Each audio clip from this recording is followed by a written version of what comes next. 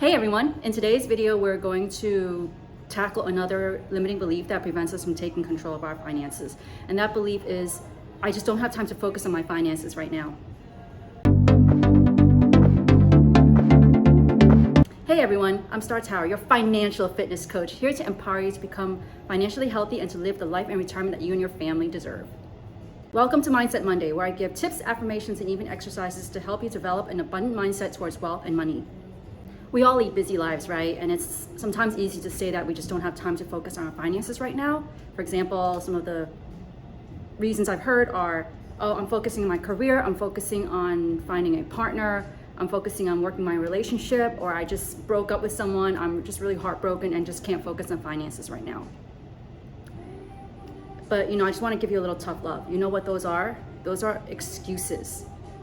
And I know that sounds like really tough, and I'm sure, definitely you're going through some tough times, but those are, at the end of the day, those are excuses, right? The reality is making time for financial fitness is crucial to our long-term success in all areas of our life.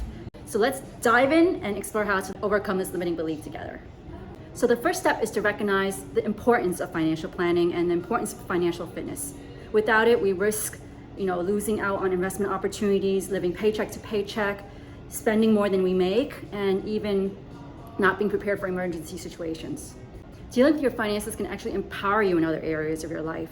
When we're not worried about where our money's coming from or whether we're going to have enough for retirement, we actually are able to focus on other areas of our life, right? Not like our personal growth, career development, relationships, etc. We actually have more freedom in our lives, right? Because money isn't the controlling factor in our decision making.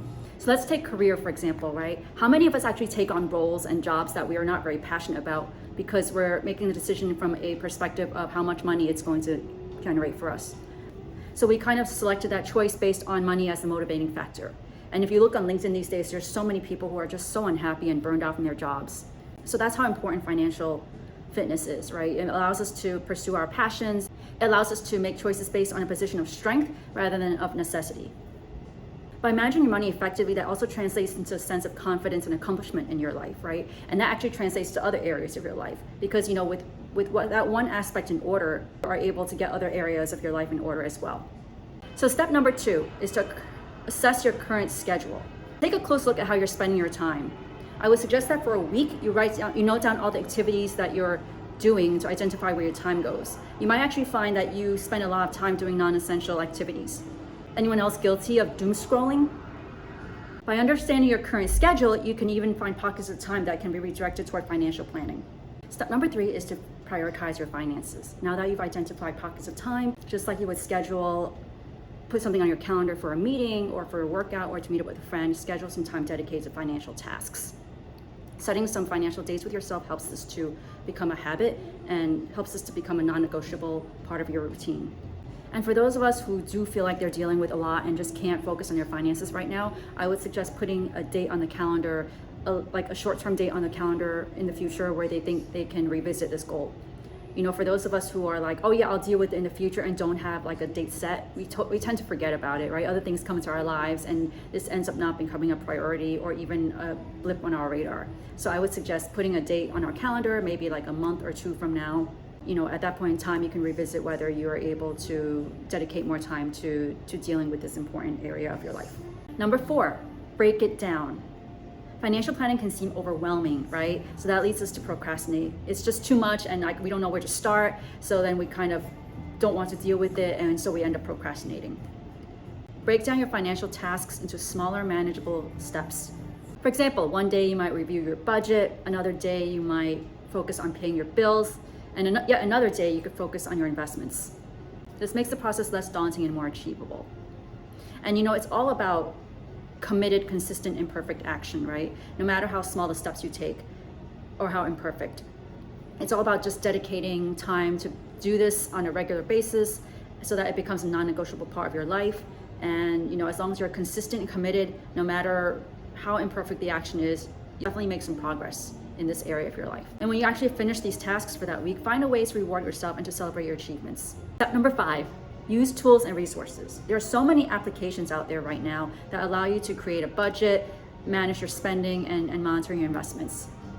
Using these tools can help you save time and make the process more efficient, allowing you to stay on top of your financial fitness journey without it feeling like a burden.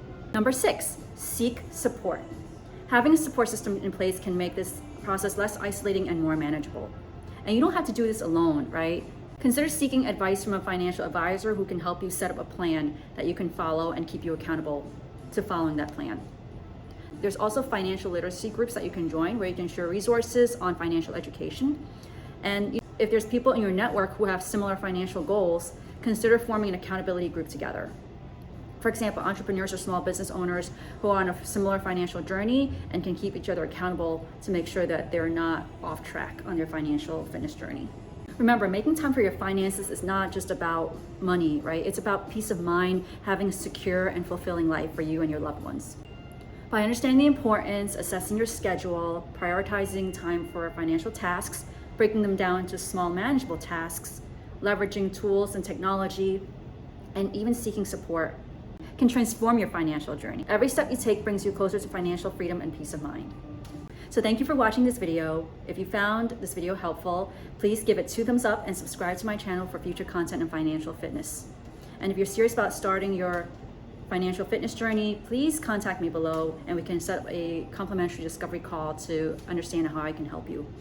And let us know in the comments below how you're finding time to focus on your finances. Until then, let's continue this financial fitness journey together and see you in my next video.